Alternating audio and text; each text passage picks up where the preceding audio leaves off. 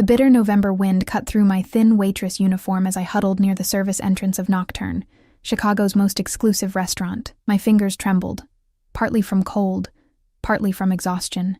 I'd been on my feet for 10 hours straight, picking up an extra shift because rent was due in 3 days, and I was still $200 short.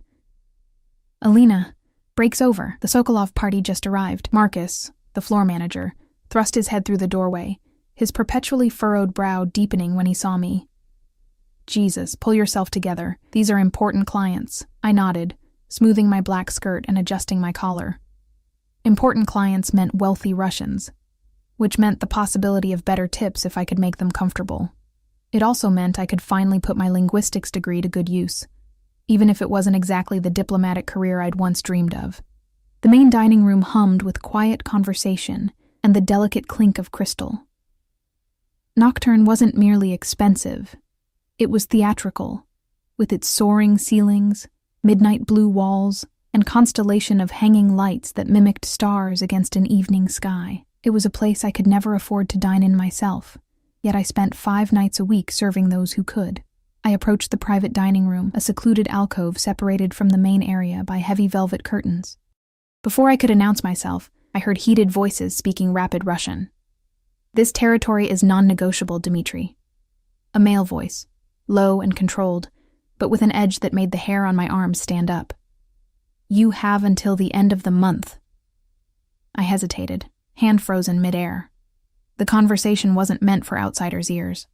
I could turn around, ask someone else to take the table, but then Marcus would question me, and I couldn't afford to lose this job.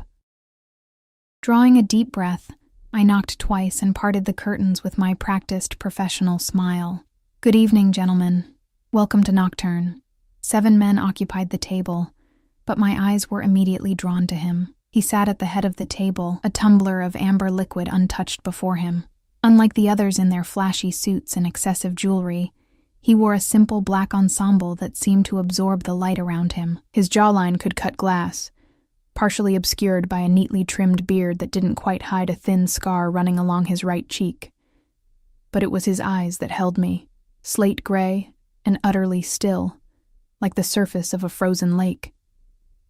The man to his right, heavy-set with a gaudy gold watch, responded first. Finally. We'll start with the 82 Bordeaux." I nodded, writing it down. "Excellent choice." "Would you like to see our appetizer menu?" I asked in Russian, the language flowing naturally from my lips before I could think better of it. The temperature in the room seemed to drop 10 degrees. Conversation ceased entirely. The man at the head of the table set down his untouched drink, his gaze now laser-focused on me. I felt naked, exposed, as if he could see through my skin to the rapid flutter of my pulse beneath. "Your Russian is excellent," he said in English, his accent barely perceptible. "Where did you learn to speak it so fluently?" I swallowed hard. Something in his tone suggested this wasn't casual curiosity. "I studied linguistics at Northwestern. Russian was my specialty." "Northwestern," he repeated, as if testing the word. "You're American-born?" "Yes. But my grandmother was from St. Petersburg. She taught me when I was young." He nodded once, his expression unreadable. Then he turned to the heavy-set man beside him and spoke in rapid Russian, too low for me to catch. The man looked surprised, then nodded and stood. "Bring me the wine list," the gray-eyed man said to me in English, dismissing the other men with a slight gesture. They filed out, leaving only him and a stone-faced man standing near the curtain, whom I hadn't noticed before. Security, obviously, from his stance, and the barely concealed bulge of a shoulder holster. I stood frozen, uncertain what had just happened or what protocol to follow. Marcus would kill me if I'd somehow offended our VIP guests. "The wine list," he repeated, his voice softer now, almost gentle, though his eyes remained calculating. "Right away, sir." I turned to leave, my heart hammering in my chest. "What's your name?" he asked before I could escape. "Alina. Alina Foster." "Alina," he repeated, as if memorizing it. "I'm Victor Sokolov." My stomach dropped. Everyone in Chicago's service industry knew that name, whispered it with a mixture of fear and awe.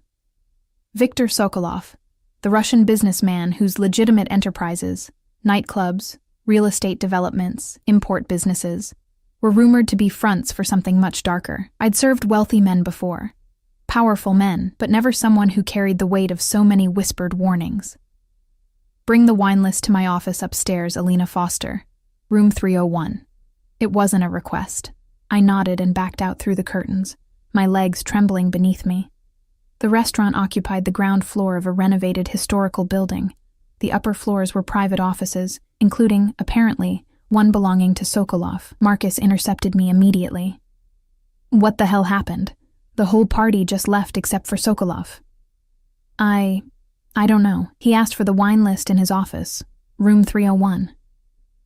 Marcus's face drained of color. You spoke Russian to him, didn't you? He hissed. I told you never to show off to the clients. I wasn't showing off. It's just habit when I hear, never mind. Give me the wine list. I'll take it up myself.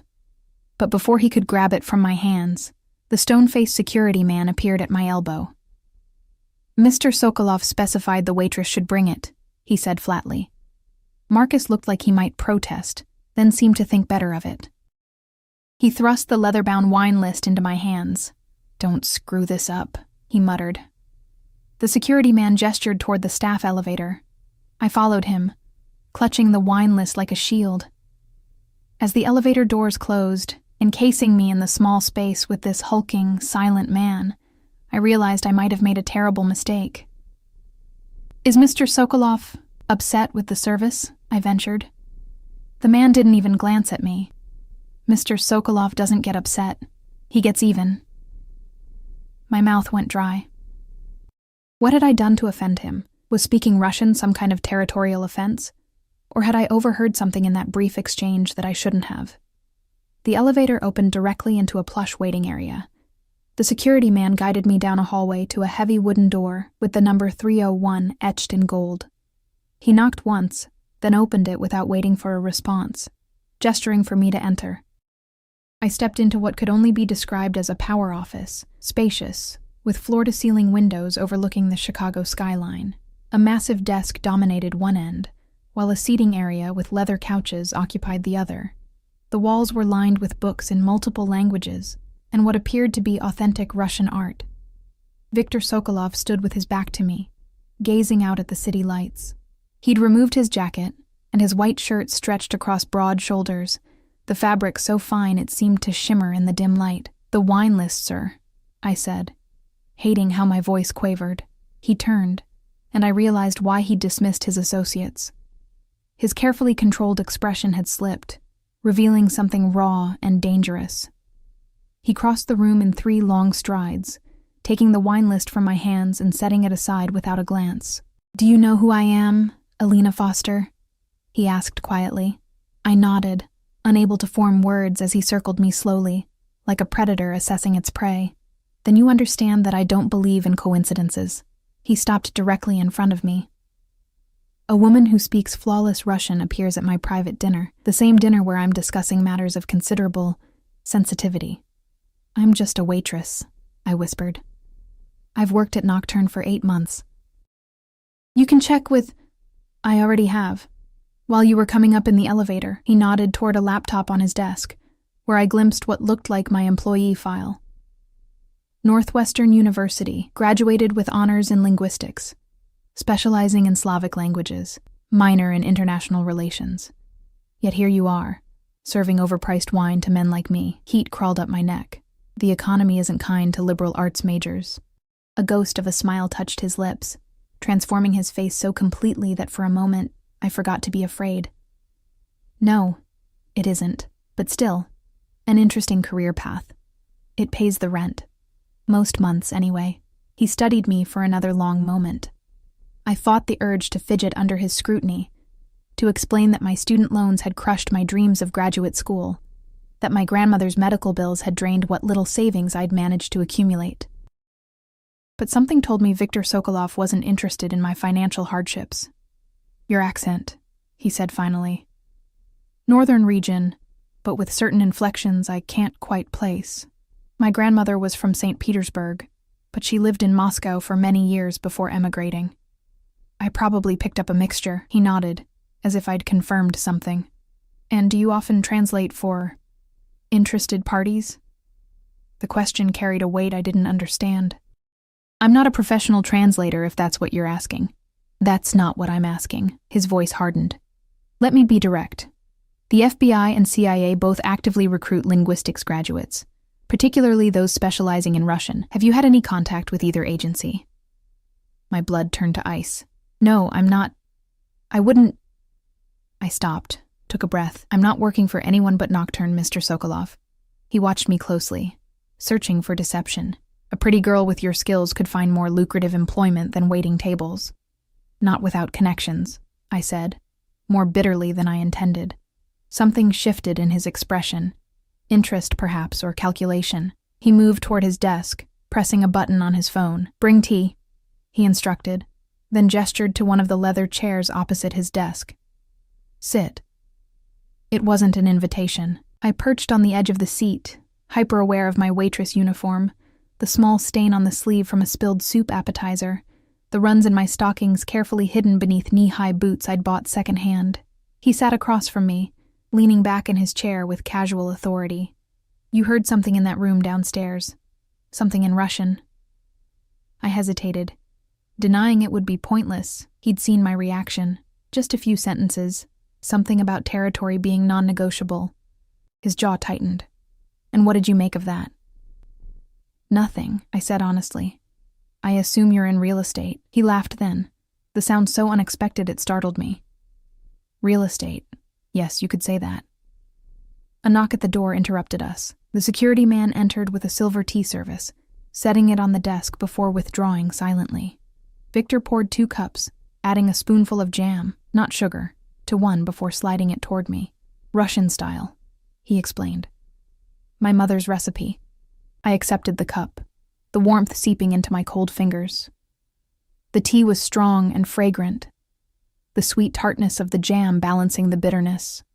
It reminded me of my grandmother's kitchen, of stories told in hushed Russian while she taught me to make pelmeni at her worn wooden table. Thank you, I murmured, surprised by the unexpected hospitality. Victor sipped his tea, watching me over the rim of his cup. You're in debt, he stated flatly. I nearly choked. Excuse me? Student loans.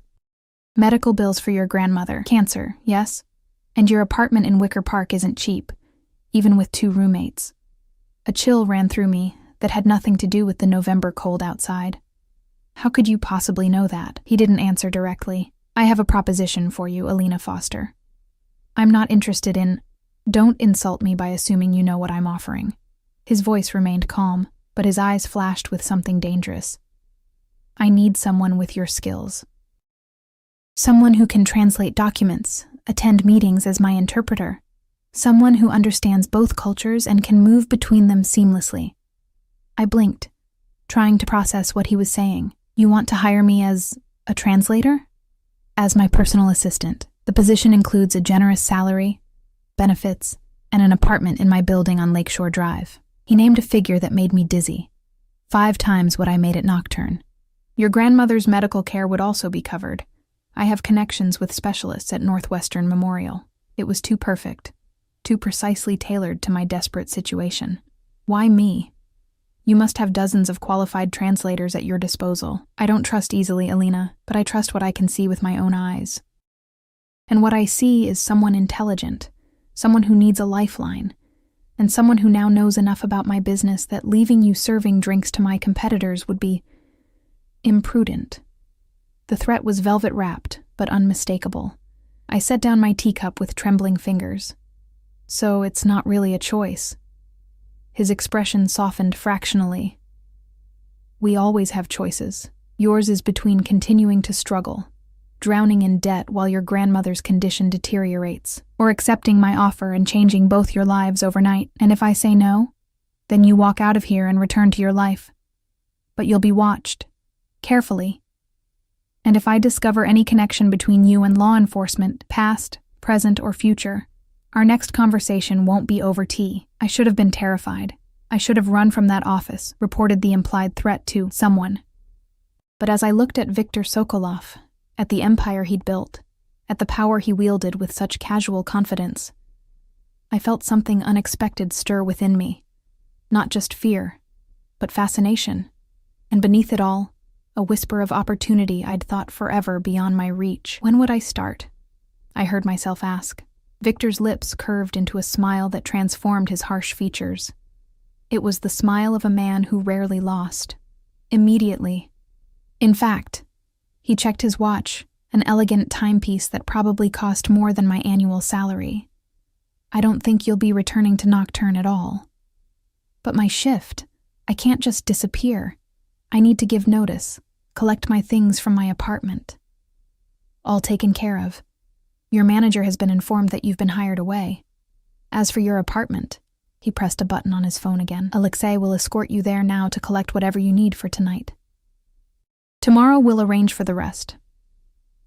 The security man, Alexei, appeared in the doorway as if he'd been waiting just outside. Victor rose, extending his hand across the desk. Do we have an agreement, Alina? I stood on shaky legs and placed my hand in his. His skin was warm, his grip firm but not crushing. Yes, I said, sealing my fate with a single word. We have an agreement. As I followed Alexei out, I glanced back one last time. Victor had returned to the window, silhouetted against the glittering Chicago skyline that seemed to bend to his will. In that moment, I understood that I had made a choice that would irreversibly alter the course of my life. I had stepped willingly into the orbit of a dangerous man, drawn by desperation and something else I couldn't yet name, something that both terrified and thrilled me.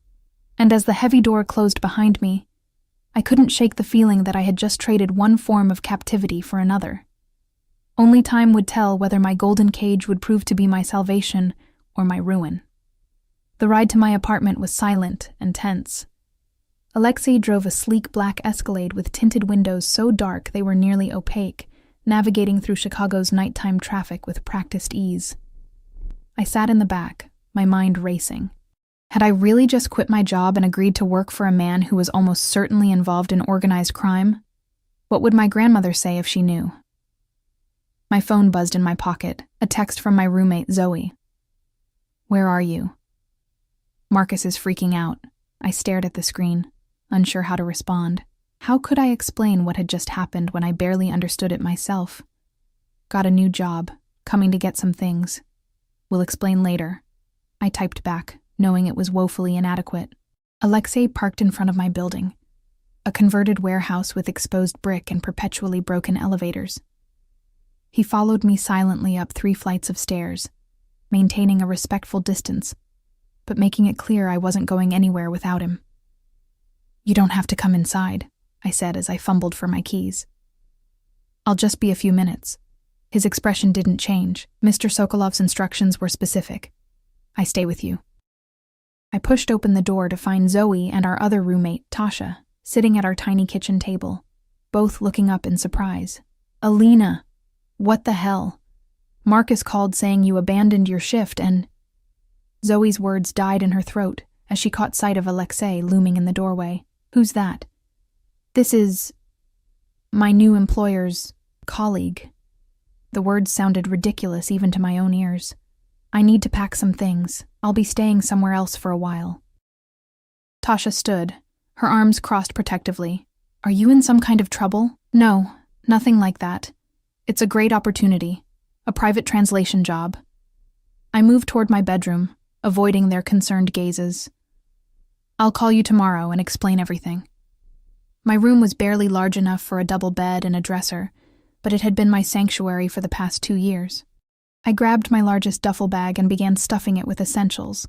Clothes, toiletries, my laptop, the dog-eared Russian novels my grandmother had given me, the framed photo of her holding me at graduation. I changed quickly out of my waitress uniform into jeans and a sweater, suddenly desperate to shed any connection to Nocturne. As I packed, reality began to sink in. I was leaving everything familiar to work for a man I'd just met. A man who had effortlessly discovered my financial situation, my grandmother's illness, my address. A man who had implied, quite clearly, that refusing him wasn't really an option. Yet beneath the fear lurked a traitorous whisper of excitement. For months I'd been drowning, watching my dreams recede further with each bill that arrived. Now, suddenly, I had been plucked from that slow demise and dropped into, what? Danger, certainly, but also possibility. Alina. Zoe appeared in my doorway, keeping her voice low. What's really going on? Who is this guy?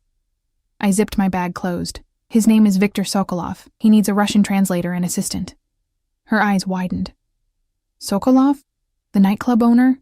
The one they say is connected to... I know who they say he is. I cut her off, glancing nervously toward the living room where Alexei waited. But the pay is incredible, Zoe, and he's offering to help with Grandma's medical bills. That doesn't sound suspicious to you? Zoe hissed. No one offers something like that without expecting something in return. He expects me to work for him, to translate, to assist with his business. His business, she repeated skeptically. And what exactly does that involve? I shouldered my bag. I don't know yet. But it has to be better than watching Grandma waste away because we can't afford better care. Zoe grabbed my arm. At least tell me where you're going, and promise you'll call tomorrow. Lakeshore Drive, some building he owns. And yes, I promise. She released me reluctantly. Be careful, Alina. Men like that. They think they own everything they touch. Her words followed me as Alexei escorted me back to the waiting SUV, my hastily packed bag slung over my shoulder. The Chicago night had turned colder, and a light snow was beginning to fall, melting as it hit the pavement. The drive to Lakeshore Drive took 20 minutes. We pulled up to a sleek high-rise overlooking the lake, its glass and steel facade glittering against the night sky. A uniformed doorman rushed forward with an umbrella as Alexei opened my door. Ms. Foster, the doorman greeted me, as if he'd been expecting me all evening. Welcome to the Sovereign. Mr. Sokolov asked me to show you to your apartment. Thank you, I managed, following him into a lobby more suited to a luxury hotel than an apartment building. Marble floors, crystal chandeliers, a bubbling fountain in the center. It was a world away from my drafty warehouse conversion. The elevator required a key card to access the upper floors. The doorman swiped his, pressing the button for the 32nd floor. Mr. Sokolov occupies the penthouse on 40, he informed me, as if sharing a valuable secret. But he thought you might prefer something a bit more intimate. The elevator doors opened directly into a foyer. The doorman handed me a key card and a small envelope. Your keys and some welcome information. If you need anything at all, the concierge desk is staffed 24 hours. I thanked him, waiting until he disappeared back into the elevator before exploring my new... home? Prison? I wasn't sure which term applied. The apartment was stunning. A corner unit with floor-to-ceiling windows showcasing Chicago's glittering skyline and the dark expanse of Lake Michigan beyond. The furnishings were sleek and modern, in shades of cream and pale blue. A fully equipped kitchen gleamed with stainless steel appliances I'd never use. I could barely cook ramen without burning it. The living room featured a massive television and plush sofa, a small dining area, a study with empty bookshelves waiting to be filled.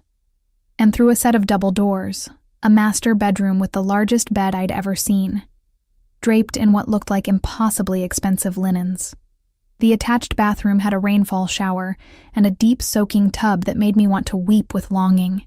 My apartment had only a cramped stall shower with perpetually lukewarm water. On the bed lay a large white box tied with a black silk ribbon. I approached it cautiously, as if it might contain something dangerous. Inside, nestled in tissue paper, was a silk nightgown in deep burgundy with a matching robe. Both were obviously expensive, both were exactly my size, and both made my face burn with implications I wasn't ready to contemplate. Beneath them was a handwritten note on heavy cream stationery, for your comfort. We begin tomorrow, 8 a.m. V. I closed the box quickly, pushing it to the far side of the bed. Whatever Viktor Sokolov might expect from me, that was a boundary I wasn't willing to cross. I'd agreed to be his assistant, not his plaything. Still, as I unpacked my meager belongings, my faded jeans looking shabby against the pristine closet, my worn paperbacks dwarfed by the empty bookshelves, I couldn't help but feel that I'd stepped into a world where the usual rules no longer applied. A world where men like Viktor Sokolov took what they wanted, regardless of boundaries or consent. I took a long shower, letting the hot water, actually hot for once, ease the tension from my muscles. I dressed in my own pajamas, a threadbare Northwestern t-shirt and flannel pants, a small act of defiance against the silk lingerie still in its box.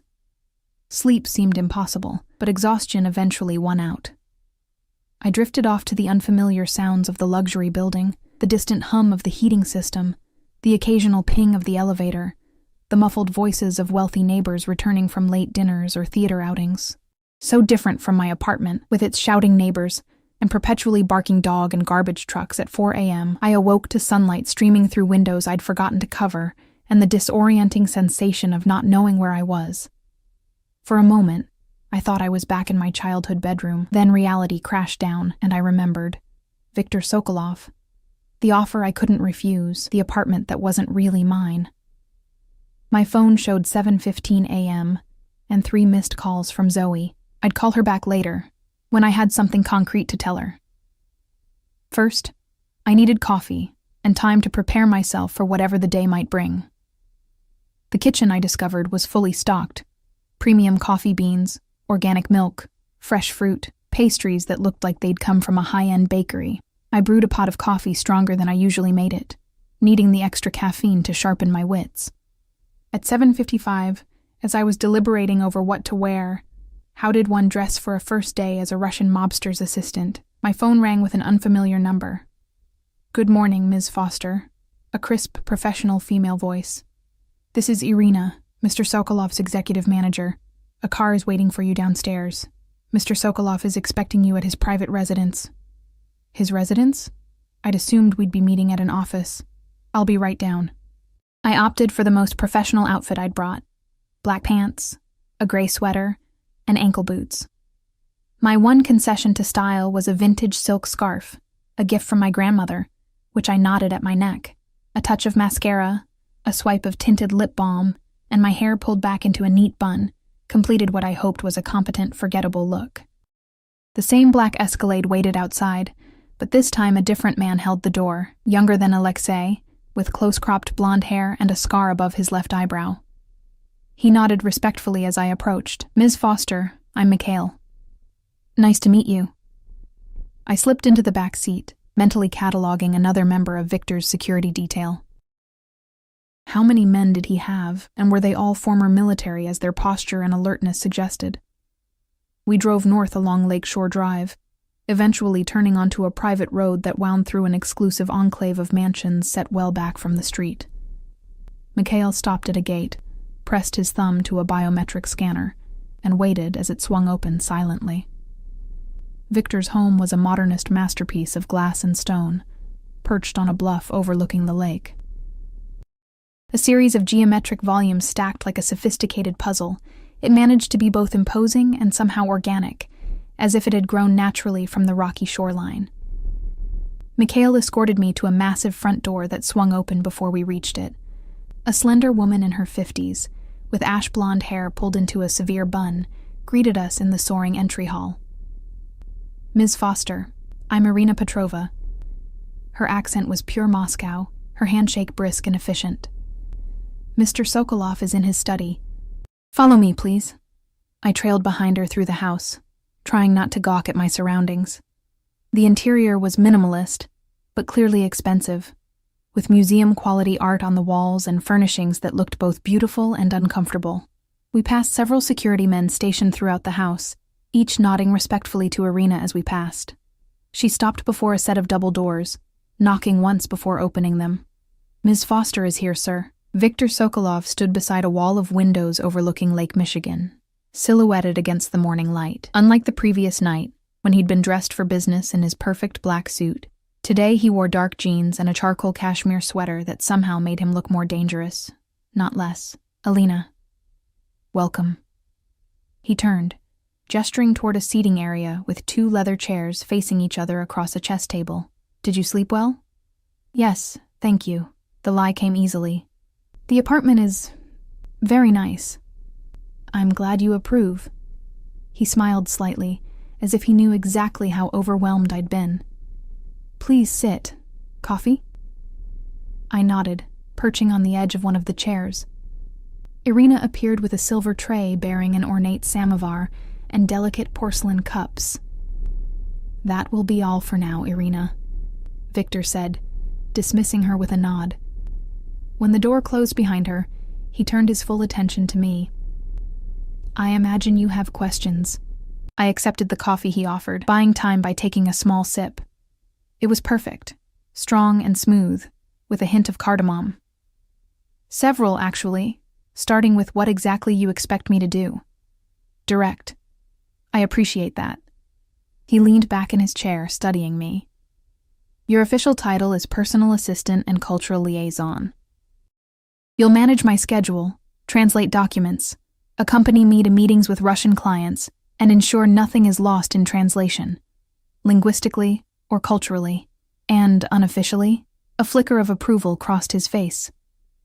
Unofficially, you're my eyes and ears in situations where a man in my position might miss subtle cues. You'll observe who speaks to whom, who avoids certain topics, who seems uncomfortable with particular questions. You want me to spy on your business associates. I want you to help me understand the people I deal with. He set down his cup. I'm not asking you to do anything illegal, Alina. I'm asking you to be observant. I doubted that distinction would matter much to the kind of people Viktor Sokolov did business with, but I nodded anyway. And my grandmother's medical care? Already arranged. He reached for a folder on a side table, sliding it across to me. I've scheduled a consultation for her next week with Dr. Abramson at Northwestern Memorial. He's the best oncologist in the Midwest. I opened the folder with shaking hands. Inside were detailed medical records. My grandmother's entire history with stage 3 ovarian cancer, including treatments attempted and failed. Records I knew for a fact were protected by privacy laws. How did you get these? I whispered. Victor shrugged, as if the answer were obvious. Money opens most doors, Alina. Information is just another commodity. I should have been outraged at the invasion of privacy. Instead, I felt a surge of desperate hope. Can he help her, this doctor? He has access to experimental treatments not yet available to the general public. And unlike your grandmother's current doctors, he doesn't make decisions based on insurance limitations. I closed the folder carefully, fighting back tears. Thank you.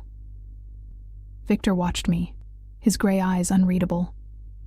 Your loyalty to your family is admirable. It's a quality I value highly. Something in his tone made me look up.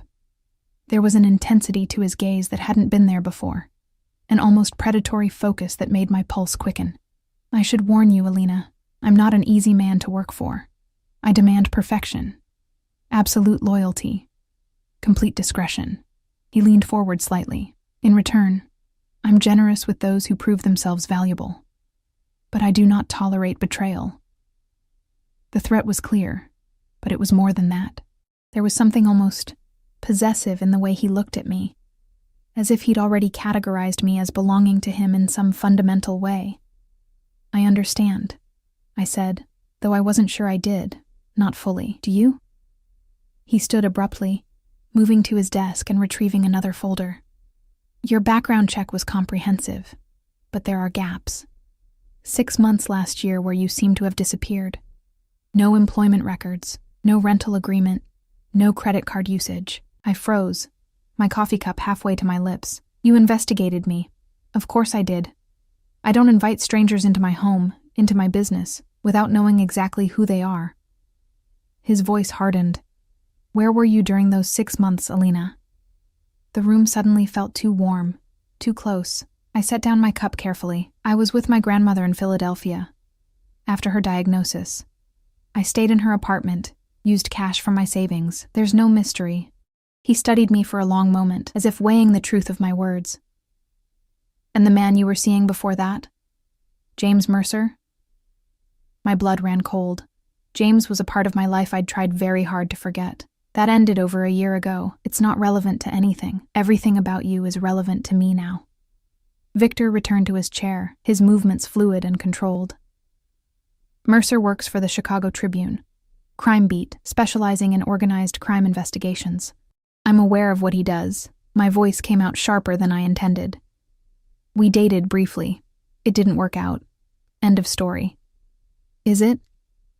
Victor's eyes narrowed slightly. He's been investigating my business interests for months. And now, suddenly, his ex-girlfriend appears in my restaurant, speaking flawless Russian, conveniently needing employment. The implication hit me like a physical blow. You think I'm working with him? Spying for him? I stood, anger temporarily overriding caution. I haven't spoken to James in months. Our breakup wasn't amicable. I would never... Sit down, Alina. Victor's voice was soft, but the command was unmistakable. I sank back into my chair, heart racing. I believe you, he said after a moment, but understand my position. Trust must be earned. And until it is, you will be watched. Your communications monitored. Your movements tracked. You can't do that. But even as I protested, I knew he could, and would. I am. He leaned forward, his gaze holding mine. Consider it a probationary period. Prove your loyalty, and you'll find I can be very generous, very protective of what's mine. The possessive phrasing sent a shiver down my spine, part fear, part something else I didn't want to examine too closely. I'm not yours, I said quietly. I'm your employee. A smile curved his lips, not reaching his eyes. For now. Before I could respond to that loaded statement, the study door opened and Irina appeared, her expression apologetic. Mr. Sokolov, Mr. Petrov has arrived for your 9:30 meeting. Victor nodded, straightening. Show him to the conference room. I'll join you shortly. He turned back to me as Irina withdrew. Your first official duty. Mr. Petrov speaks very little English, and I need to ensure nothing is lost in translation. I stood, grateful for the interruption and the chance to regain my composure. Of course. As I followed Victor from the study, I couldn't shake his words from my mind, very protective of what's mine. For now, the implications hung in the air between us, unspoken but unmistakable. I had agreed to work for Viktor Sokolov out of desperation, seeing only the lifeline he offered for my grandmother. I hadn't considered that he might want more than my linguistic skills, that the golden cage he'd built might be designed to hold more than just a translator. And as we entered the conference room, where a heavy-set man with a florid face stood waiting, I realized with growing unease that I had walked willingly into the orbit of a man who took what he wanted, and who, for reasons I didn't yet understand, had decided that he wanted me. Mr. Petrov proved to be a challenging first assignment. He spoke a regional dialect of Russian filled with slang and obscure idioms, and he talked rapidly, often slurring words together. But years of practice with my grandmother's friends had prepared me well. I kept pace, translating his rapid-fire negotiation with Victor about import licenses and shipping routes, with only occasional pauses to clarify a term. The meeting lasted 2 hours, during which I noticed Victor watching me as much as he watched Petrov, evaluating me, testing me. When Petrov used a particularly vulgar expression to describe a business rival, I translated it accurately but professionally, maintaining the meaning without the crude language.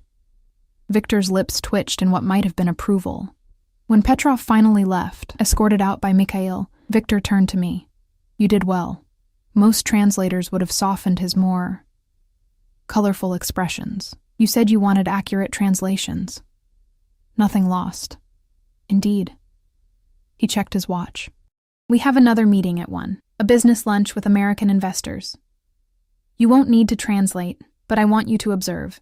The lunch meeting took place at an exclusive club overlooking Millennium Park. I sat slightly behind Victor at a table filled with middle-aged men in expensive suits, taking notes and observing as instructed.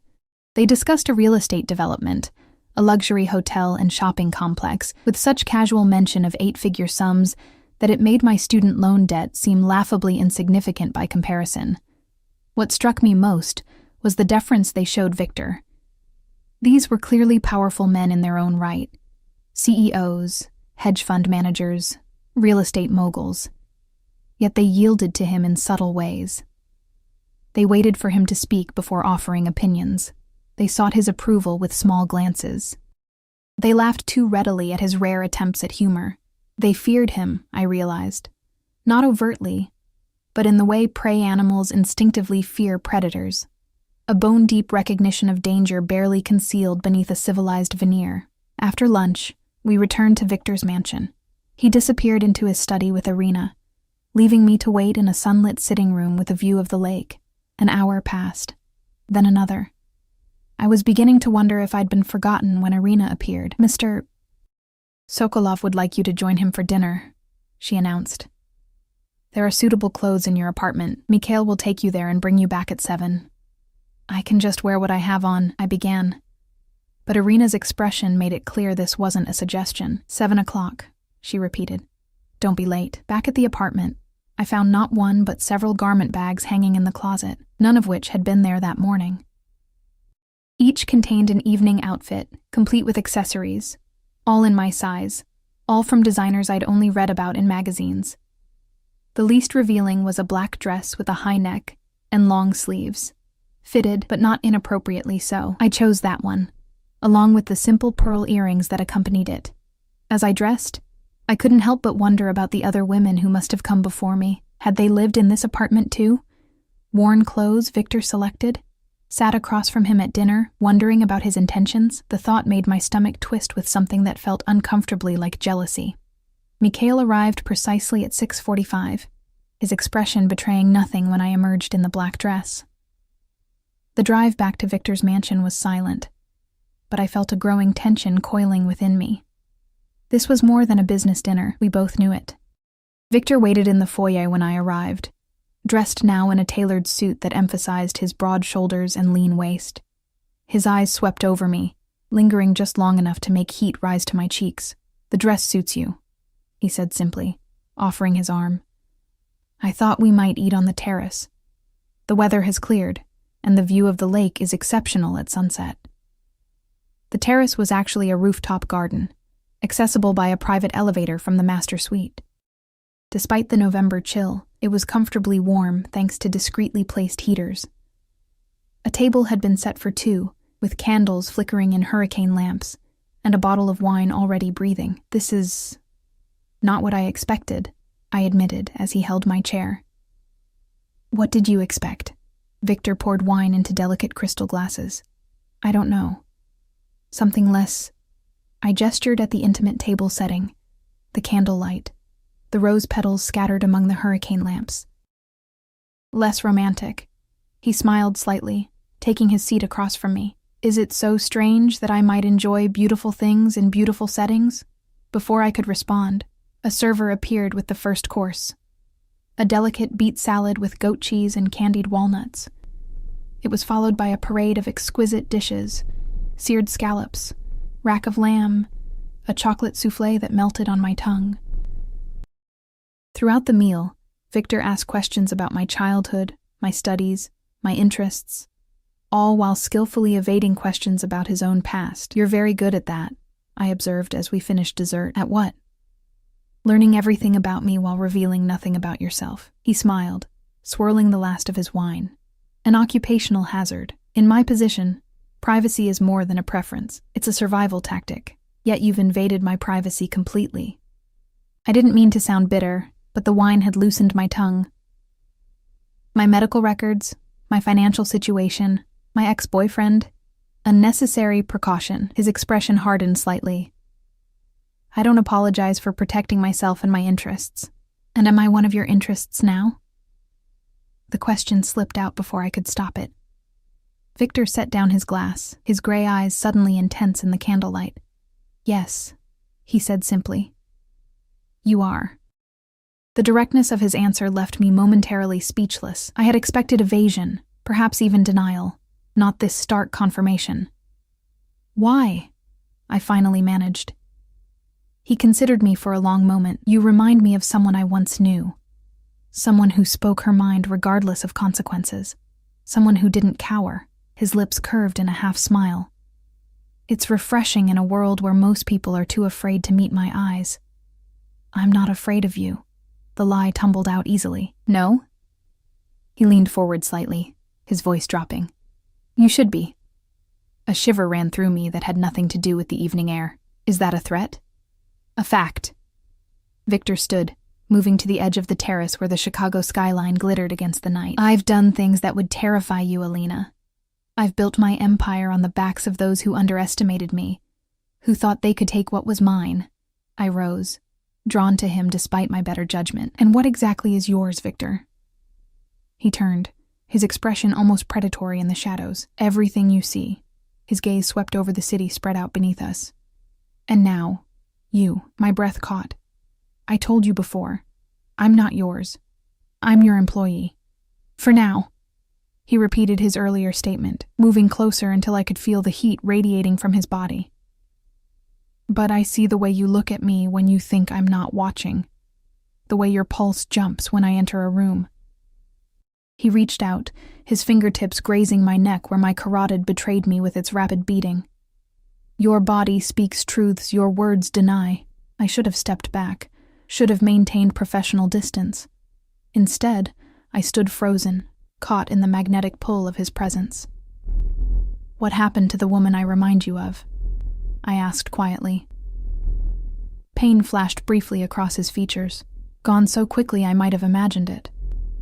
She died. I'm sorry. Don't be. It was a long time ago.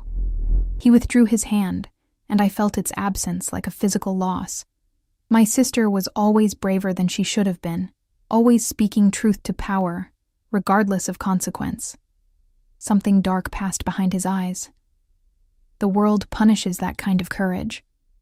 The admission stunned me. It was the first personal detail he'd shared, a tiny crack in his impenetrable armor. Is that why you surround yourself with people who fear you?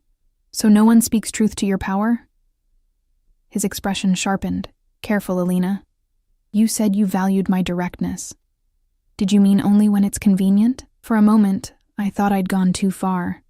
Something dangerous flickered in his gaze, and I remembered suddenly who he was, what he was capable of.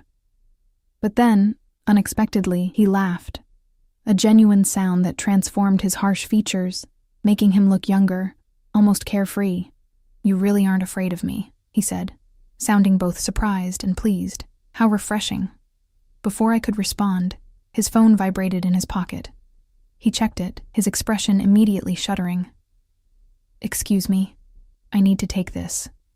He stepped away, speaking rapid Russian into the phone, his voice too low for me to catch more than fragments. Something about a shipment, unexpected complications, security concerns. His posture had tensed. The brief moment of openness completely vanished. When he returned, his face was carefully blank. I apologize, but I need to cut our evening short. Mikhail will take you back to your apartment. Is everything all right? I asked, though I knew he wouldn't tell me if it wasn't just business. He escorted me to the elevator, his hand resting lightly on the small of my back. In the confined space, his cologne, sandalwood and something darker, more primal, enveloped me. Tomorrow, 8 o'clock, Irina will brief you on the week's schedule. The doors opened, and Mikhail was already waiting in the foyer, car keys in hand. Victor's fingers lingered on my back, a gentle pressure that nonetheless sent heat spreading through my body. Good night, Alina, he murmured, his lips close enough to my ear that I could feel his breath. Sweet dreams. The drive back to my apartment passed in a blur. My mind replayed every moment of the evening, every touch, every loaded glance. I was attracted to him. I couldn't deny it any longer. Attracted to a man who was dangerous, powerful, possibly criminal. A man who had all but stated his intention to possess me. What kind of woman did that make me? Sleep eluded me that night. I tossed and turned, my thoughts chasing each other in endless circles. Just before dawn, I gave up and called my grandmother. Despite the early hour, she answered on the second ring. Alinachka, she greeted me in Russian, her voice warm despite the weakness underlying it. I was just thinking about you. I miss you, babushka. I curled around my phone like a lifeline to sanity. How are you feeling? The same. But never mind that. Tell me about this new job of yours. So mysterious. Your message said only that you're working as a translator now? I hesitated. How much should I tell her? Nothing that would worry her, certainly. Yes, for a Russian businessman. It's a good opportunity. Russian? Is he handsome, this businessman? I laughed despite myself. Ever since my breakup with James, she'd been not so subtly pushing me to date again. Babushka, please. It's not like that. If you say so. I could hear the smile in her voice. But you know what they say. Russian men make passionate lovers but terrible husbands. I'll keep that in mind, I said dryly. Listen, something else good has happened. I've arranged for you to see a specialist at Northwestern Memorial, Dr. Abramson. He's supposed to be the best, and he has access to treatments your current doctor doesn't. Silence greeted this announcement. Then, cautiously, Alinochka, how can you afford such a doctor, even with insurance? My new employer offers excellent benefits. The lie came easily. Please don't worry about the cost. Just focus on getting better. More silence. Then, in Russian, this man you work for, what is his name? I should have anticipated the question. My grandmother had lived through the Soviet era. She understood power structures, knew how to read between lines. Viktor Sokolov, I admitted finally. Her sharp intake of breath was audible even through the phone. Sokolov, she repeated, switching to Russian, the one they call the Wolf of Chicago. You know of him? I sat up straighter. Not personally, but his reputation, it reaches even to the old Russian community here. Her voice lowered. They say he controls half the city, that nothing moves through Chicago without his permission. Those are just rumors, I said, without conviction. Perhaps, she paused. But be careful, my Alinochka. Men like that. They take what they want and leave destruction in their wake. Almost exactly what Zoe had said. Was I the only one who couldn't see the danger clearly? I'll be careful, I promised. I should go. I have to be at work soon. I love you, Babushka. I love you too, my heart. Call again soon. I hung up, my grandmother's warning echoing in my mind as I prepared for my second day as Viktor Sokolov's assistant.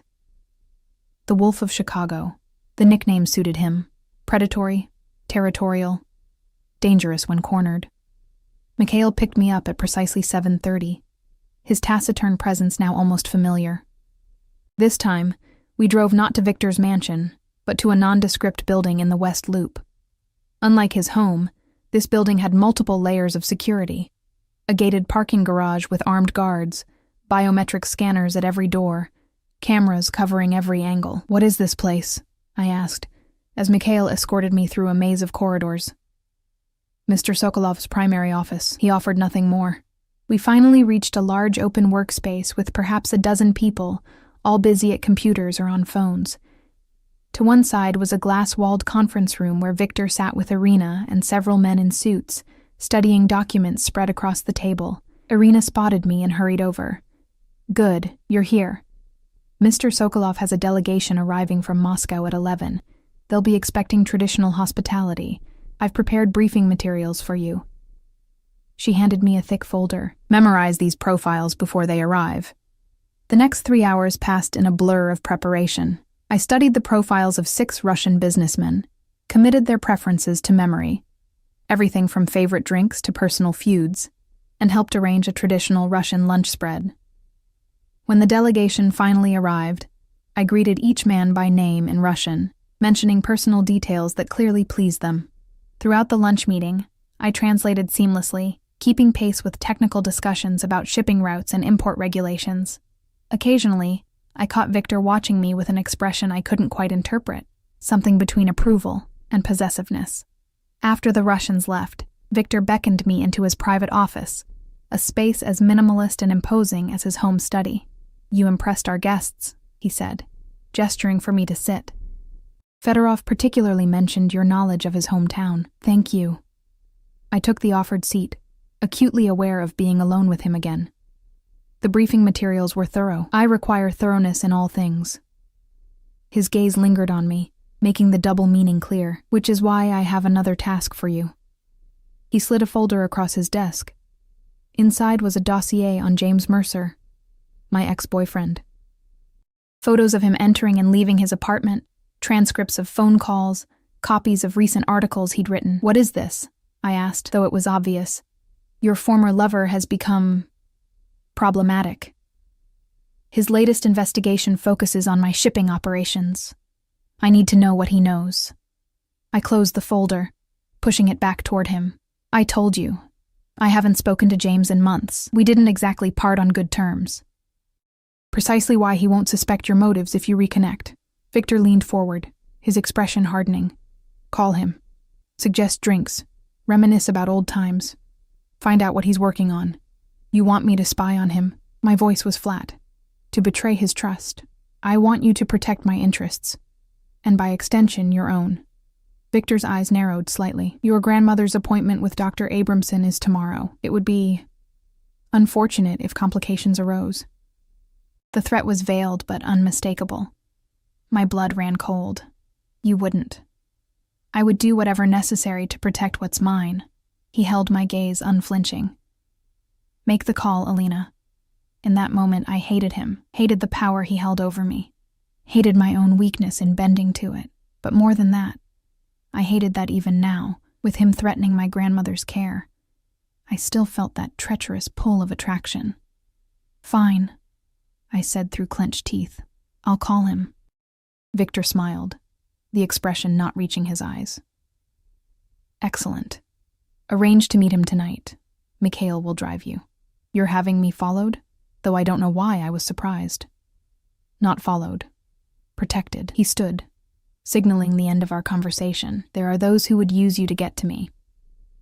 I'm just your translator, I said, rising as well. Victor moved around the desk until he stood directly before me, close enough that I had to tilt my head back to maintain eye contact. You are far more than that, Alina Foster. You simply haven't accepted it yet. His proximity was overwhelming. The heat of him, the subtle scent of his cologne, the intensity of his gaze. For a wild moment, I thought he might kiss me. Part of me wanted him to, wanted to discover if his mouth would be as demanding as his personality, if his touch would ignite the fire his looks promised. Instead, he stepped back, professional mask firmly in place once more. Call Mercer. Report back to me afterward. I nodded stiffly and turned to leave. And Alina? His voice stopped me at the door. Remember where your loyalties lie. I looked back at him, at this man who had upended my life in less than 48 hours. Do you really think loyalty can be bought, Victor? Something flickered in his eyes, surprise, perhaps, or respect. Everything has a price. You, of all people, should understand that by now. I left without responding, the truth of his words burning like acid in my throat, because he was right. I had sold my skills, my time, my integrity, all for my grandmother's medical care. What did that say about me? What else might I be willing to sacrifice? James answered on the third ring, his voice wary when I identified myself. Alina, this is unexpected. I know. I'm sorry to call out of the blue. I forced warmth into my tone. I was thinking about you recently. Wondered if you might want to grab a drink, catch up. A pause. The last time we spoke, you said, and I quote, I hope I never see your lying face again. I winced. Our breakup had been ugly. I'd discovered he'd been using me for information about the Russian community for an article, all while dating another woman on the side. I know. I was angry. But it's been months, and, well, life's too short for grudges, right? Another longer pause. One drink, he finally said. Miller's Pub, 7 p.m. See you then. I hung up, feeling sick with self-loathing. I was about to do to James exactly what he'd done to me, use him for information, betray his trust. The symmetry was nauseating, but what choice did I have? Victor had made the stakes clear. My grandmother's health, her life, depended on my cooperation. As I prepared for the meeting with James, selecting a casual outfit that would make me seem harmless, nostalgic, I couldn't help but wonder. How long before Victor asked me to do something worse? And would I have the strength to refuse when that day came? Because despite everything, the manipulation, the threats, the control, some traitorous part of me still responded to him. Still thrilled at his approval, still yearned for his touch. And that terrified me more than any threat he could make. I was falling under the spell of the Wolf of Chicago, and I wasn't sure I wanted to be saved. Miller's Pub was crowded with the after-work crowd, the air thick with the smell of beer and fried food. I spotted James immediately at a corner table. His sandy hair slightly longer than when we'd dated, dark circles under his blue eyes suggesting late nights chasing stories. Mikhail had dropped me off with instructions to wait across the street. 2 hours, he'd said. No longer. The implication was clear. Victor would be watching, even if not physically present. James stood as I approached, his expression guarded. Alina. No hug, no kiss on the cheek. Just my name, spoken with careful neutrality. James. Thanks for meeting me. I slid into the booth across from him, shrugging off my coat. You look good. A lie. He looked exhausted, worn thin by whatever story he was chasing.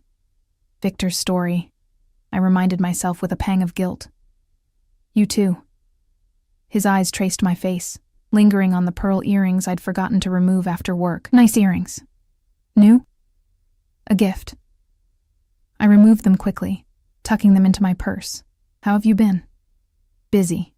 You know how it is with the paper, always chasing the next deadline. He signaled a waitress. What are you drinking? Vodka tonic. I needed something stronger than my usual wine. He ordered our drinks, then turned back to me, eyes narrowing slightly. So, why the sudden desire to reconnect? Last I checked, you hated my guts. Direct, as always. It was what had attracted me to him initially. His refusal to play games, to sugarcoat truth.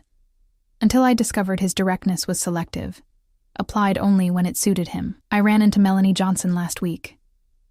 A lie I'd prepared carefully. Melanie was a mutual friend from Northwestern, someone I knew he still kept in touch with. She mentioned you were working on a big story. It made me realize how petty our fight seems now.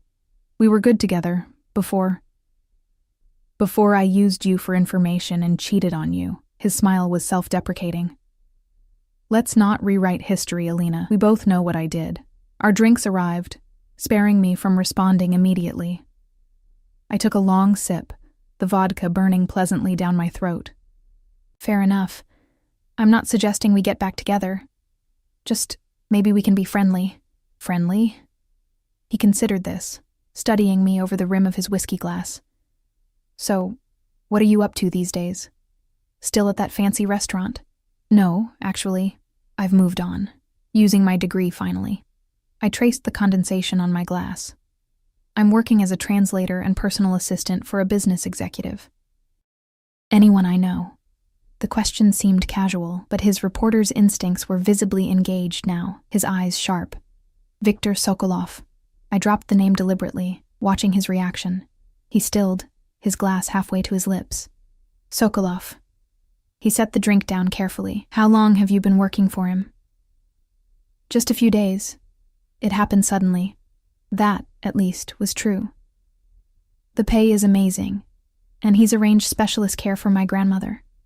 James leaned forward, lowering his voice. Alina, do you have any idea who Sokolov really is?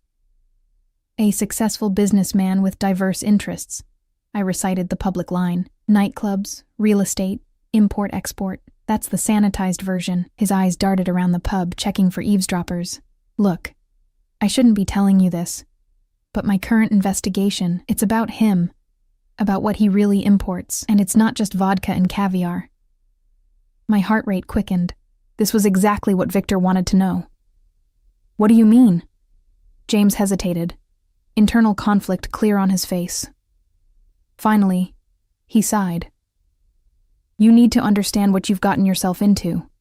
Sokolov runs the most sophisticated smuggling operation in the Midwest. Drugs, weapons, even people sometimes. His legitimate businesses are just a front. That's a serious accusation. I kept my voice neutral, fighting to hide my reaction. Do you have proof? Getting there. I have sources inside his operation, documentation of shipments that don't match manifest records. His eyes narrowed. Why? Has he asked you to translate anything suspicious? No, nothing like that. I looked away, unable to meet his gaze. Mostly business correspondence, meeting notes, boring stuff. Keep it that way. James reached across the table, grabbing my hand with unexpected intensity. Listen to me, Alina. You need to get out now, before you're in too deep. Sokolov doesn't hire people without a purpose. If he brought you in, he wants something specific from you." The concern in his voice seemed genuine, making my betrayal burn even hotter in my chest. "I can handle myself." "No, you can't. Not with men like him." James squeezed my hand. "I've been investigating Sokolov for 8 months. Do you know what happens to people who cross him? They disappear, Alina, or they have accidents. Just last month, one of his former associates was found in the river with his throat cut. A chill ran through me. Maybe that was unrelated. It wasn't." James released my hand, running his fingers through his hair in frustration. "Look, I know we ended badly. I was an asshole. But I don't want to see you hurt. Whatever he's paying you, whatever he's promised for your grandmother, it's not worth it. I need this job, James." I hated how weak I sounded. "My grandmother's cancer. The treatments are experimental. No other doctor will take her case. And you don't find it convenient that Sokolov is offering exactly what you desperately need?" His voice softened. "That's how men like him operate. They find your vulnerability and exploit it. Once he has his hooks in you, you'll never be free." Victor's words echoed in my mind. Very protective of what's mine. A shiver ran down my spine that had nothing to do with the pub's chilly air conditioning. "When is your article coming out?" I asked, trying to steer the conversation back to what Victor wanted to know. "Soon. Few weeks, maybe less. I'm meeting a key source tomorrow night." He leaned forward again. "Alina, promise me you'll be careful. Don't sign anything. Don't agree to anything that feels wrong. And if you see or hear anything suspicious, call me, day or night." I nodded, guilt churning in my stomach. "I promise." We finished our drinks with forced small talk about mutual friends, the approaching holidays, neutral topics that didn't touch on Victor or James's investigation. When we parted outside the pub, he hugged me briefly. "I mean it, Alina. Be careful. And call me if you need anything." "I will," I lied, watching him walk away, knowing I'd just betrayed him all over again. Mikhail was waiting exactly where he'd left me, the black Escalade idling at the curb. He didn't ask questions as I slid into the back seat, just pulled smoothly into traffic. "Mr. Sokolov wants to see you," he said, after several minutes of silence. "We're going to his residence." It was nearly 9 p.m. when we arrived at Victor's mansion. The night was clear but bitterly cold. The lake a vast darkness beyond the house's glowing windows. Mikhail led me directly to Victor's study, where he sat behind his desk reviewing documents. "Alina." He looked up as I entered, dismissing Mikhail with a nod. "How was your reunion with Mr. Mercer?" I sank into a chair, suddenly exhausted. Illuminating. "Tell me everything." And so I did, recounting James's warnings, his timeline for the article, the meeting with his source scheduled for tomorrow night. With each word, I felt myself sinking deeper into Victor's world, becoming more complicit in whatever he might do with this information. Victor listened without interruption, his expression unreadable. When I finished, he poured 2 glasses of vodka from a crystal decanter, handing one to me before taking his seat again. "You did well," he said finally. "Mercer trusts you, despite your history. That's useful. He was trying to protect me from you." I took a large swallow of vodka, welcoming its numbing effect. "He said people who cross you have accidents." Victor's expression darkened. "Mercer should be more careful about making accusations without proof." "Is he wrong?" I met his gaze steadily. "Have people who crossed you had accidents?" A dangerous silence fell between us. I'd gone too far, pushed too hard. But I needed to know what kind of man I was truly working for, what kind of danger I was in. "In my world," Victor said finally, his voice low, "disloyalty has consequences. Yes, people who have betrayed me have suffered for it. I make no apologies for protecting what's mine. And am I yours now, expected to betray friends, spy on former lovers, all to protect your interests?" He studied me for a long moment, his gray eyes unreadable in the dim light. "You made a choice, Alina. When you accepted my offer, you chose sides. There's no middle ground in this. I chose my grandmother's life," I countered, the vodka making me bolder than I should have been.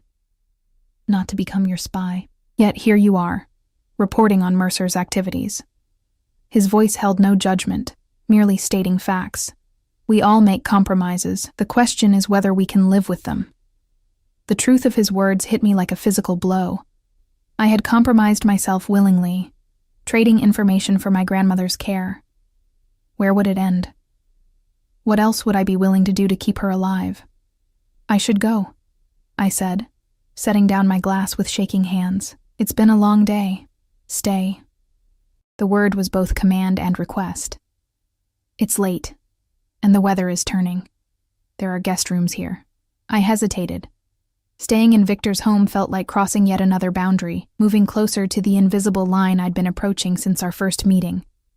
I have nothing with me, I said weakly. No change of clothes, no. That can be arranged. He pressed a button on his desk phone. When Irina answered, he spoke briefly in Russian, too low for me to catch. Minutes later, a young woman I hadn't seen before appeared with a neatly folded stack of clothes. For Ms. Foster, she said, placing them on a side table before disappearing again. Victor gestured toward them. Problem solved. I felt manipulated, maneuvered into staying, yet part of me was relieved not to return to the empty apartment. At least here, the nature of my cage was honest, no illusions of freedom or choice. Fine. I stood, gathering the clothes. Where? Irina will show you. He rose as well, moving around the desk to stand before me. Thank you, Alina. For tonight. I know it wasn't easy. For a moment, I glimpsed something genuine in his expression, perhaps even regret. But it was gone as quickly as it appeared, replaced by his usual mask of control. Irina appeared in the doorway, efficient as always. This way, Miss Foster. The guest room was luxurious, with a 4-poster bed and a bathroom larger than my entire bedroom at the apartment I shared with Zoe and Tasha. The clothes provided were simple but expensive. Silk pajamas, a cashmere robe, even a toothbrush and toiletries arranged neatly in the bathroom. Everything anticipated, every need met. The perfect golden cage. I showered, letting hot water sluice away the day's tensions, trying not to think about James's warnings or Victor's veiled threats. When I emerged, wrapped in the plush robe, I was startled to find Victor himself waiting in a sitting area adjacent to the bedroom. I thought you might like tea before bed. He gestured to a silver service on the coffee table. My mother's recipe again. I clutched the robe tighter around myself, acutely aware of my vulnerability. Thank you, but I'm very tired. He ignored my implicit dismissal, pouring tea into 2 delicate cups. My sister had trouble sleeping too, especially after our parents died. Tea was the only thing that helped. The casual mention of his sister, the second personal detail he'd shared, caught me off guard. What was her name? I asked, sitting across from him despite my better judgment. Natasha. His expression softened slightly. She was 3 years younger than me, brilliant, headstrong, much like you. What happened to her? I accepted the tea he offered, the familiar scent of black tea and raspberry jam, strangely comforting. Victor's jaw tightened. She got involved with the wrong people.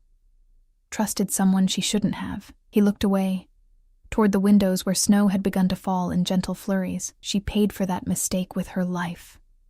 The raw pain in his voice was unmistakable, transforming him momentarily from the untouchable crime lord to simply a man grieving his sister. I wanted to reach out, to offer comfort, but I remained frozen, unsure of the boundaries between us. I'm sorry, I said instead, the words inadequate but sincere. It was a long time ago. He took a sip of his tea, composure returning. After she died, I swore I would never again lose someone under my protection. That's why I'm vigilant about threats, why I require absolute loyalty.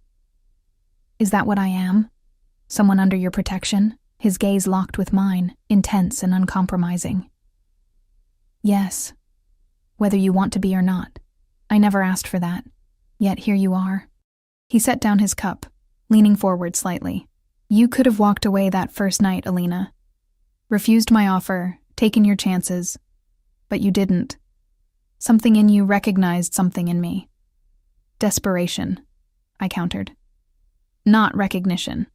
Is that what you tell yourself? His voice dropped lower, more intimate. That you're here only for your grandmother's treatment? That you feel nothing when we're together like this? Heat bloomed in my chest, spreading upward to my face. What I feel or don't feel is irrelevant. You're my employer. We both know it's more than that. He reached across the space between us, his fingers brushing a damp strand of hair from my face. The contact, though fleeting, sent electricity racing along my skin. From the moment you spoke Russian in that restaurant, something changed. For both of us. I should have pulled away, should have maintained the professional distance I'd been clinging to. Instead, I found myself leaning subtly into his touch, my body betraying me as it had from the beginning. This is a bad idea, I whispered. Undoubtedly. His hand cupped my cheek now, thumb tracing my lower lip in a gesture both tender and possessive. I am not a good man, Alina. I've done things that would horrify you. I will continue to do them. That's the world I live in. Then why am I here? Really? His eyes darkened, pupils dilating. Because when I look at you, I see a light I thought had gone out of my life forever. Because despite everything, the danger, the complications, the risk to my organization, I can't seem to stay away from you. The confession hung between us, raw and unexpected. Viktor Sokolov, the Wolf of Chicago, admitting vulnerability. It should have humanized him, made him less frightening. Instead, it made him more dangerous, because now the attraction I'd been fighting wasn't just physical. It was something deeper, a recognition of shared loneliness, of kindred spirits trapped in different cages. Victor, I began, unsure what I even wanted to say. But before I could continue, his phone vibrated sharply. He checked it, his expression instantly hardening. I have to go. He stood, professional mask firmly back in place. Business that can't wait. Sleep well, Alina. We'll talk in the morning. And then he was gone, leaving me alone with cooling tea and confused emotions. I retreated to the massive bed, burying myself beneath luxurious covers, but sleep remained elusive. My mind replayed every moment with Victor. The threats and the tenderness, the danger and the protection, the manipulation and the honesty. I was falling for a man who lived in shadows, who held my grandmother's life in his hands, who admitted freely to having enemies killed. What did that say about me? Morning came too quickly, pale winter sunlight filtering through heavy curtains. I dressed in the clothes provided, a cashmere sweater and tailored slacks that fit perfectly, raising questions about how Victor knew my exact size. Irina was waiting when I emerged from the guest room. Mr. Sokolov had to leave early on business. He asked me to inform you that your grandmother's appointment with Dr. Abramson is at noon. Mikhail will take you there. Thank you. Relief and disappointment warred within me. Relief at not having to face Victor after last night's charged encounter. Disappointment for exactly the same reason. The drive to Northwestern Memorial passed in tense silence. My grandmother was already in the waiting room when I arrived, her thin frame drowning in a coat too large for her diminished body. She brightened when she saw me, rising shakily to embrace me. "Alinochka?" she murmured in Russian, her voice weaker than it had been just days ago on the phone. "You look different." "Do I?" I helped her back to her seat, conscious of Mikhail standing discreetly by the entrance. "How?" She studied me with the piercing gaze that had never failed to see through my childhood fibs. "You carry yourself differently, like someone who has made a dangerous bargain and is only beginning to understand the cost." Before I could respond, a nurse called my grandmother's name. Dr. Abramson proved to be everything Victor had promised. Brilliant, compassionate, and armed with treatment options no regular oncologist had mentioned. As he outlined a new protocol involving immunotherapy and targeted radiation, I felt a surge of gratitude toward Victor that complicated my already confused feelings. After the appointment, as we waited for the pharmacy to fill new prescriptions, my grandmother took my hand. "This doctor, these new treatments, they are very expensive, Alinochka. Our insurance would never cover them." "Don't worry about that," I assured her. "It's taken care of. By your new employer. It wasn't a question. This man, Sokolov, what does he want from you in return?" I couldn't lie to her, not completely. My skills as a translator, my loyalty, my discretion. She nodded slowly. "And nothing more?" Men like him, they always want more. The memory of Victor's touch, his confession last night, heated my skin. "It's complicated," I admitted. Be careful with your heart, Alinochka. She squeezed my hand weakly. Men of power. They love differently. Possessively. They do not share. They do not compromise. They consume. I know what I'm doing, I said, with more confidence than I felt. Do you? She looked past me, to where Mikhail stood watching us. You are being followed already, watched.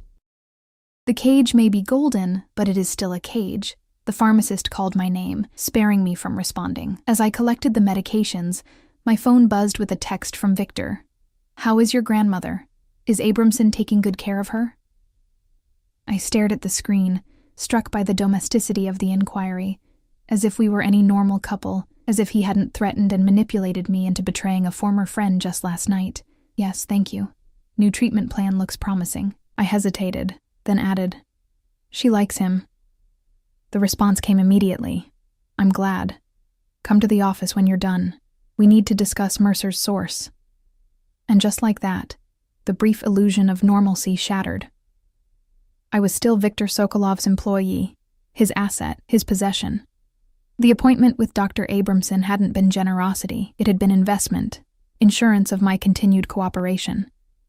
As I helped my grandmother to the car Victor had arranged to take her home, I wondered how much deeper I would sink into his world before I lost myself completely.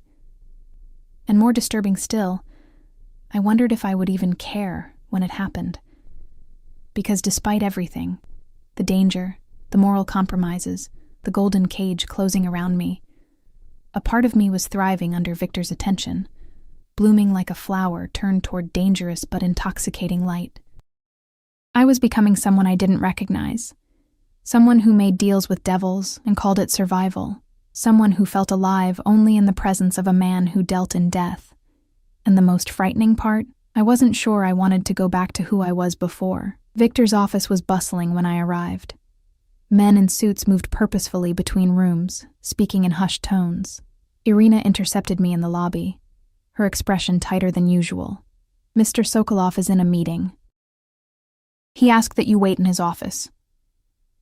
She guided me through the controlled chaos, stopping at Victor's door. There have been complications. Be prepared. The warning sent a chill down my spine. What kind of complications? She merely shook her head, gesturing me inside before disappearing down the corridor. Victor's office was empty, affording me a rare moment alone in his space. Unlike his home study with its artwork and personal touches, this room was purely functional. A large desk with multiple monitors, a conference table, and walls covered in maps showing shipping routes across the globe. The only personal item was a small silver frame on his desk, turned away from visitors. Curiosity overcame caution. I crossed to the desk and turned the frame to reveal a faded photograph of two children. A boy of perhaps 12 with a protective arm around a younger girl. Both had Victor's gray eyes and strong features. Victor and Natasha, before tragedy, rewrote their story. She was 9 when that was taken. I startled, nearly dropping the frame. Victor stood in the doorway, watching me with an unreadable expression. He looked different today, tension radiating from him, a barely contained energy that made the air feel electrically charged. I'm sorry. I shouldn't have. It's fine. He closed the door, moving to stand beside me. That summer at our grandparents' dacha outside Moscow, the last truly carefree time we had, I carefully replaced the frame. Your meeting ended early? It never began. He gestured for me to sit, taking the chair beside me rather than retreating behind his desk. The proximity was deliberately intimate, a continuation of last night's shift in our dynamic. We have a problem, Alina. Mercer's source was found dead 2 hours ago. My blood turned to ice. What? How? Shot twice in the head, left in an alley behind a nightclub in Wicker Park. Victor's expression remained neutral, but his eyes watched me intently, gauging my reaction. A nightclub I own. You think I had something to do with this? The accusation, unspoken but clear, made me recoil. I only told you about the meeting. I never said who the source was. I don't even know who it was. I know. His voice softened slightly. The timing is unfortunate. Mercer will believe I discovered his source through you. that I had the man killed to protect my interests. Did you? The question slipped out before I could stop it. Something dangerous flashed in Victor's eyes. No, this wasn't my order. Someone is trying to frame me, or trying to send me a message. What kind of message? That I have a leak. That I'm vulnerable. He stood abruptly, pacing to the window. Someone close to me is working against me, Alina. Someone with access to my schedule, my business dealings. The implication was clear. You think it's me? He turned, his expression softening fractionally. No. If I thought it was you, we wouldn't be having this conversation. The cold certainty in his voice sent a shiver down my spine. This was the Victor that James had warned me about. The man capable of making enemies disappear. Then who? I asked. I have suspicions. He returned to his seat, leaning forward intently. But I need to be certain, which is why I need your help. My help? How? Mercer trusts you. He'll contact you when he learns about his source. I need you to meet with him. Find out what he knows, what evidence he still has. I stood, anger overriding fear. No, I won't do that again. Using me to spy on James once was bad enough. I won't. Your grandmother's new treatment begins tomorrow. Victor's voice was soft, but the threat unmistakable. Experimental protocols can be unpredictable. Side effects, complications. My hands curled into fists. You're threatening her again? After everything I've already done for you? I'm ensuring your cooperation in a matter that threatens everything I've built. He rose as well, towering over me. This isn't just business, Alina. This is survival. If Mercer publishes his article with evidence of my operations, it won't just mean financial loss. It will mean prison. Or death. If my competitors reach me first. That's not my problem. It became your problem the moment you took my offer. His hand shot out, gripping my arm with controlled strength. The moment you chose to enter my world. We stood frozen, locked in a silent battle of wills, his fingers burning through the thin fabric of my sleeve. I should have been terrified, should have been planning my escape. Instead, some traitorous part of me responded to his intensity, to the raw power emanating from him. Let me go, I whispered. To my surprise, he did, his hand falling away as he took a deliberate step back. I'm not the monster Mercer paints me to be, Alina. Yes, I've done things the law would condemn. I've hurt people who betrayed me, but everything I've built, everything I am, comes from necessity, from survival. Survival doesn't justify everything, Victor. It does when the alternative is watching everyone you love die. His voice hardened. I was 17 when the Bratva killed my parents for refusing to pay protection money. 19 when they came for Natasha after I began building my own organization to fight back. I know exactly what's at stake here. The raw pain in his confession silenced me. For the first time, I glimpsed the full picture of what had shaped Viktor Sokolov. Not just ambition or greed, but trauma, loss, and the brutal education of someone who'd learned early that power was the only protection in a violent world. I'm sorry about your family, I said finally. Truly. But that doesn't give you the right to use my grandmother as leverage. No, it doesn't. He surprised me with the admission. But I will use whatever means necessary to protect what remains of mine. My organization. My people. He paused, his gaze intensifying. You. I'm not yours to protect, I insisted, though the words sounded hollow even to my own ears. Aren't you? He stepped closer again, invading my space with his heat, his scent, his presence. Tell me you feel nothing, Alina. Tell me you could walk away from this. From me, and never look back. I couldn't. The truth was written in my racing pulse, my shallow breathing, the heat blooming across my skin wherever he came too close. Despite everything, the manipulation, the threats, the moral compromise, I was drawn to him like a moth to flame, knowing I might be consumed but unable to resist the pull. This is insanity, I whispered. Perhaps.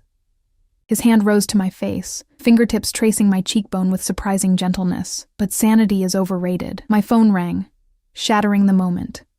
I stepped back, fumbling for it in my purse, heart still pounding from Victor's proximity. The screen showed James's number. Victor's eyes narrowed.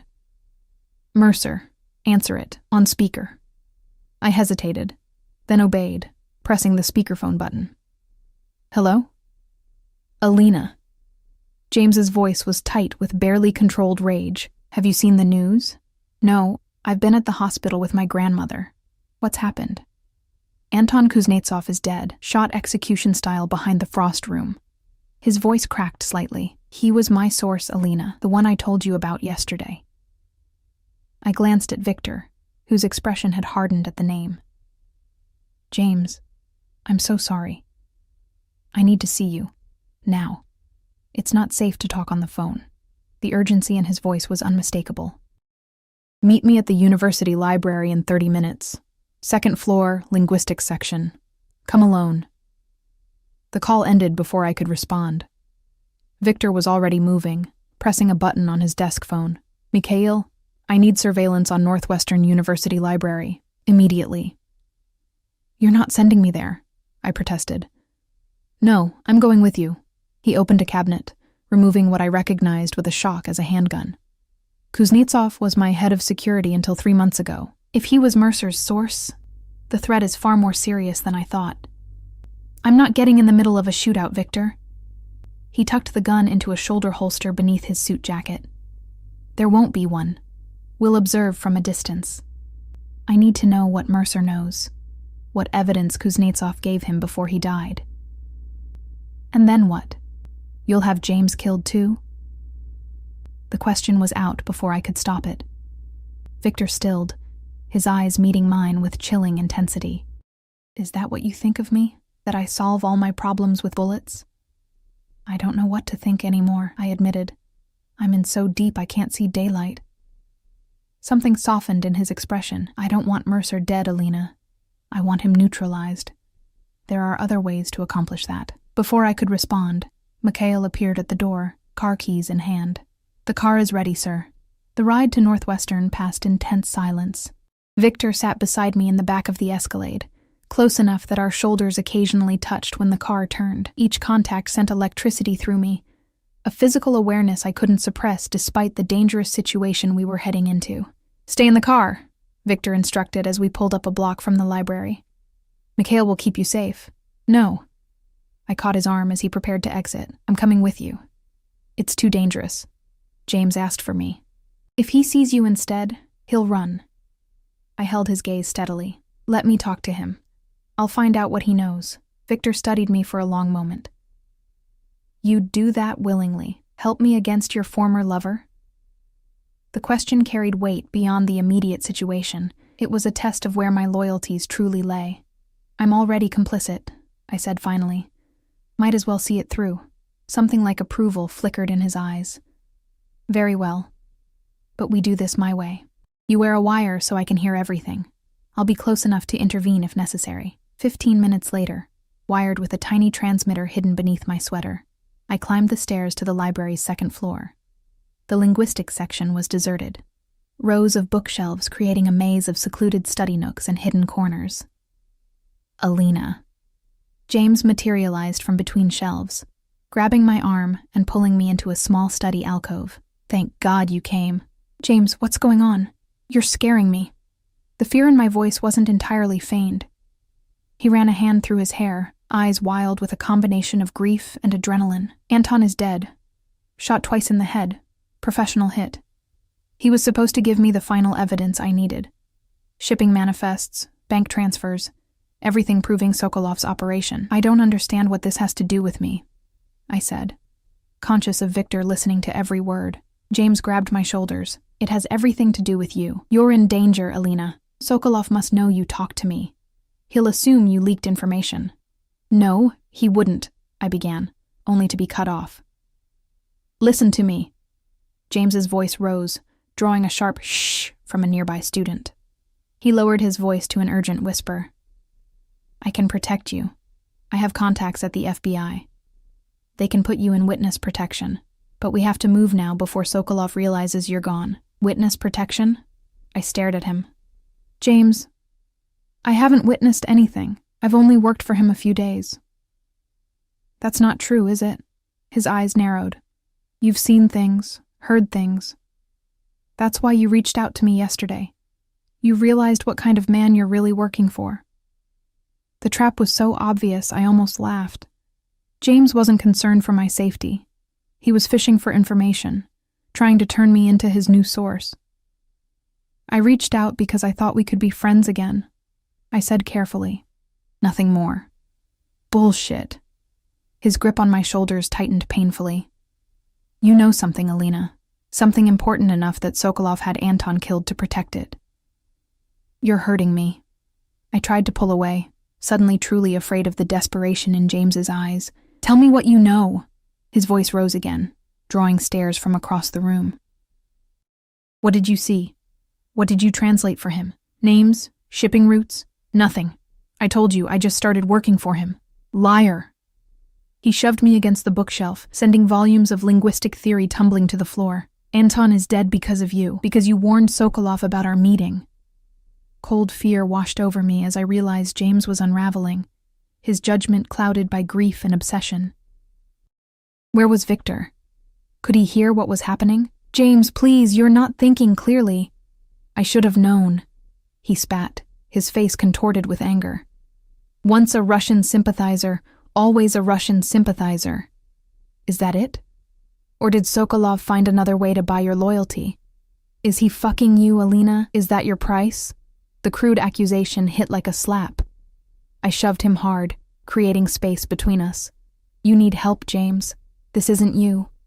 This is exactly me. He reached into his jacket, and my blood froze when I glimpsed metal. The journalist who's finally going to bring down Viktor Sokolov with or without your help. Is that a gun? I whispered, backing away slowly. Insurance. His eyes darted around the library. Come with me now, Alina. Last chance. I'm not going anywhere with you. His expression hardened. Then you're choosing him. You're choosing a murderer over justice. I'm choosing to walk away from a man with a gun who's clearly not in his right mind, I countered, edging toward the main aisle between shelves. You're not walking away from this. James raised the gun slightly, keeping it partially concealed by his jacket. Not until you tell me what you know about Sokolov's operation. Real terror gripped me now. James was unhinged, dangerous, and I was trapped in a deserted corner of the library with him. I don't know anything, I insisted, trying to keep my voice steady. I translate documents, James, business correspondence. That's all. Stop lying. He grabbed my arm again, the gun now pressed against my side. We're going somewhere private to continue this conversation. Move. I wouldn't do that, Mr. Mercer. Victor's voice, cold and controlled, came from behind us. James spun, keeping me partially in front of him, the gun now fully visible. Sokolov. James's voice dripped with hatred. Come to silence another loose end? Victor stood at the end of the aisle, hands casually in his pockets, looking for all the world like a businessman who'd wandered into the wrong section. Only the deadly focus in his eyes revealed the predator beneath. I came to ensure Ms. Foster's safety, he said calmly. Something you seem to be jeopardizing with that weapon. Stay back. James tightened his grip on my arm. I'll shoot her if you come closer. No, you won't. Victor took a step forward, utterly unfazed by the threat. You're a journalist, Mercer, not a killer. You don't know what I'm capable of, James hissed. You killed my source, my friend. I did no such thing. Another step forward. Anton Kuznetsov was murdered by the same person who's been feeding you information all along. You're being played, Mercer. Used as a pawn in someone else's game. Confusion flickered across James's face. What are you talking about? Irina Petrova, my executive manager. She's been working with the Boitsov family from St. Petersburg for months, undermining my operation from within. Victor's voice remained conversational, as if discussing the weather. She killed Kuznetsov when she discovered he was going to expose her to you. That's a convenient story, James scoffed, but doubt had crept into his expression. Check Kuznetsov's phone records. The last call he made was to my private line, less than an hour before he died. Victor was close enough now that I could see the tension in his shoulders, the calculated readiness beneath his relaxed demeanor. He left me a voicemail warning about Irina. I have it recorded if you'd like to hear it. James's grip on my arm loosened slightly. Why would you tell me this? Because unlike you, I understand the value of truth. Victor's eyes met mine briefly, a silent message passing between us. And because I'd rather not see an innocent woman caught in the crossfire of a war she didn't choose, in that split second of distraction, I drove my elbow hard into James's ribs. He gasped, his grip loosening further. I twisted away, ducking beneath his arm as Victor lunged forward, disarming him with a swift, practiced movement that spoke of military training. James stumbled backward, the gun now in Victor's hand. You're making a mistake, Alina, he gasped, clutching his side where I'd struck him. He'll destroy you. The only mistake was trusting you, I replied, moving to stand beside Victor, twice. Victor tucked the gun into his jacket, his other hand coming to rest possessively at the small of my back. I suggest you walk away, Mr. Mercer. Find another story. This one's already cost one life. Don't let it cost another. The threat hung in the air between them, clear and unmistakable.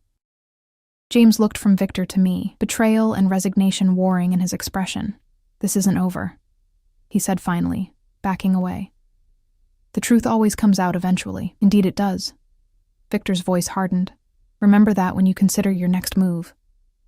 We watched in silence as James retreated, disappearing down the library stairs. Only when he was gone did Victor turn to me, his hand gently tilting my chin to examine my face. Are you hurt? No. I was trembling, the adrenaline of the confrontation beginning to ebb. Was that true? About Irina? Yes. His jaw tightened. She's been dealt with. I didn't ask what that meant, didn't want to know. And Kuznetsov really called to warn you? Yes. Too late to save himself, but in time to save my organization. His thumb traced my lower lip, a gesture becoming familiar. And you. Your loyalty today won't be forgotten, Alina. It wasn't loyalty to you, I said quietly. It was self-preservation. James was out of control, perhaps. A slight smile curved his lips, but you chose a side nonetheless, my side. He was right. In that moment in the library, faced with James's unraveling sanity and Victor's controlled strength, I had made my choice, had aligned myself with the devil I knew, rather than the friend I no longer recognized. What happens now? I asked, as Victor guided me toward the exit, his hand still at the small of my back. Now we clean up this mess. Ensure Mercer's article never sees publication. He held the door for me, the courtly gesture at odds with the danger still radiating from him. And then, you and I have unfinished business. The way he said it sent heat curling through my body despite the frigid November air. Mikhail was waiting with the car, opening the door as we approached. As I slid into the back seat, Victor's hand on my arm stopped me. One thing should be clear between us, Alina. His voice was low, meant for my ears only. What happened today changes things. You're no longer just my translator. You're part of my inner circle now. My confidant. He paused, searching for the right word. Partner. Partner? I echoed, the word carrying more weight than seemed possible. In all things. His eyes held mine, the meaning unmistakable, if that's what you want. It was a choice. Perhaps the first real one he'd given me since our paths crossed at Nocturne. I could walk away now. He was offering that much, at least. Return to my struggling existence, my grandmother's uncertain care, my dreams deferred, or I could step fully into Viktor Sokolov's world, with all its darkness and danger, and unexpected moments of light.